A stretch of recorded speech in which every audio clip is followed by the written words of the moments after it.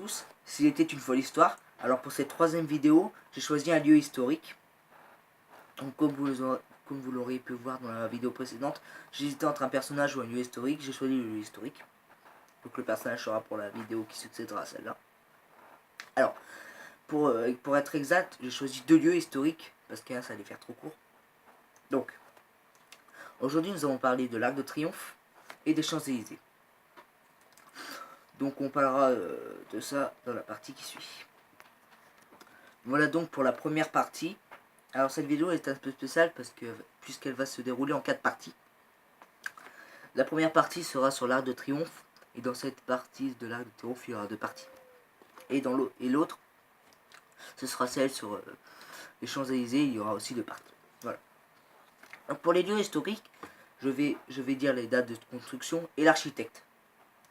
Voilà. Donc pour l'Arc de Triomphe, les dates de construction 1806-1836 et l'architecte Jean-François Thérèse Chalgrin. Voilà. Alors, on se retrouve tout de suite pour la deuxième partie sur l'Arc de Triomphe. Voilà donc pour la deuxième partie sur l'Arc de Triomphe. Alors, comme vous savez, dans la deuxième partie, je vais vous expliquer ce qui s'est passé pendant la construction de l'Arc de Triomphe. Voilà. Donc, l'Arc de Triomphe commença, la construction de l'Arc de Triomphe commença en 1806 sous le règne de Napoléon Ier et se termina en 1836 sous le règne de Louis-Philippe Ier. Voilà. Alors, Napoléon voulu construire l'Arc de Triomphe pour rendre hommage à ses soldats vainqueurs d'Austerlitz en 1805. Donc la bataille d'Austerlitz qu'on verra dans des vidéos plus tard. Alors, donc 1806-1836. Après. Donc il faut savoir que ni Napoléon Bonaparte ni l'architecte ne virent l'Arc de Triomphe fini, puisqu'ils étaient décidés. Napoléon étant décédé le 5 mai 1821 et Jean-François Thérèse Chalgrin, je ne sais pas quand il est décédé. Je vous invite, si vous voulez en savoir plus sur l'architecte de l'Arc de Triomphe, à aller chercher sur Google. Voilà. Alors, donc l'Arc de Triomphe étant fini, en 1836, c'était un arc comme ça pour célébrer une victoire. Mais en 1920, il y fut installé la tombe du soldat inconnu. Donc un soldat qu'on avait retrouvé sans identité. Un soldat de la guerre de 14-18, donc la Première Guerre mondiale. Donc on l'a enterré sous l'Arc de Triomphe. Et en 1923, il fut allumé la célèbre flamme de l'Arc de Triomphe, qui, comme vous le savez, François Hollande, ou le président de la République, rallume cette flamme tous les 14 juillet. Alors évidemment, chaque jour, il y a la cérémonie pour allumer la flamme. Alors si vous n'êtes jamais allé sur les Champs-Élysées et que vous avez l'occasion d'y aller un jour, moi j'y suis allé et j'ai vu la rallume de la flamme, le rallumage de la flamme, avec des anciens soldats, c'est très beau. Donc si vous pouvez y aller, je vous invite à aller voir les Champs-Élysées et l'Arc de Triomphe. Et en plus, quand on monte sur l'Arc de Triomphe, on est vue imprenable sur Paris. On voit à peu près tous les monuments de Paris. Voilà. Donc cette partie sur l'Arc de Triomphe est terminée. On se retrouve tout de suite sur la deuxième partie. Pour la deuxième partie sur les Champs-Élysées. Alors, nous voilà pour la deuxième partie sur les Champs-Élysées. Donc pour la première partie sur les Champs-Élysées, je vais vous dire, alors il n'y a pas de date, il y a une date si pour les Champs-Élysées, et le jardinier, parce qu'à l'époque les Champs-Élysées n'étaient pas comme aujourd'hui.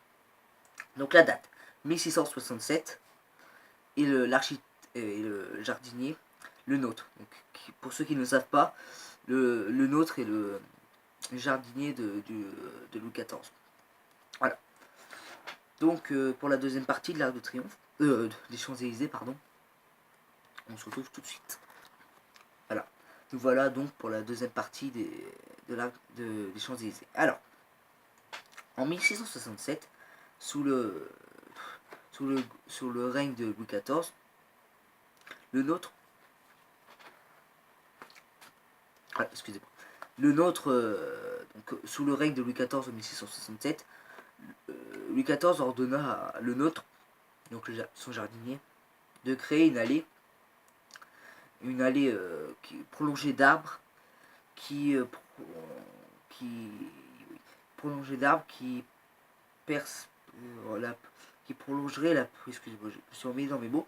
Donc une allée d'arbres, donc c'était des arbres qui prolongeaient les Champs-Élysées. Là, il y en a encore, mais c'est pas comme avant.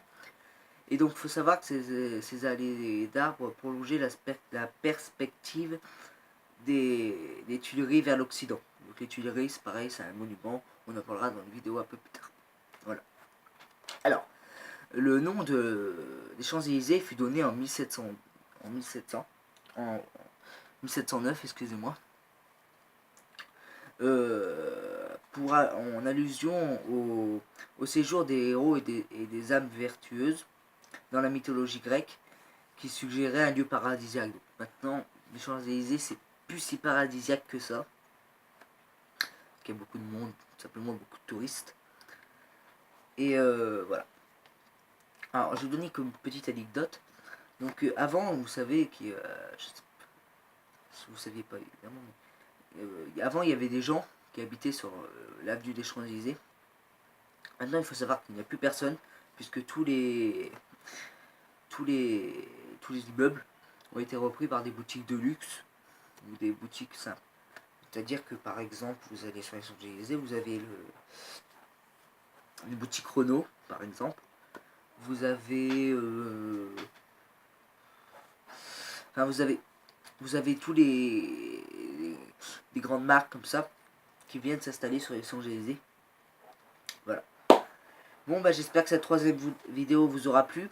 Alors pour la prochaine vidéo, je ne sais pas encore sur quel personnage historique nous allons parler. Je vais y réfléchir. Voilà. N'hésitez pas à vous abonner à ma chaîne ou à mettre un petit like, ça fait toujours plaisir. Et pour ceux qui voudraient voir du gaming, je vous invite à aller voir la chaîne de Super Alpha que je mettrai dans le lien dans la description. Et si ces vidéos vous plaisent, n'hésitez pas à vous abonner à lui. Voilà. Bon bah j'espère que cette vidéo vous aura plu.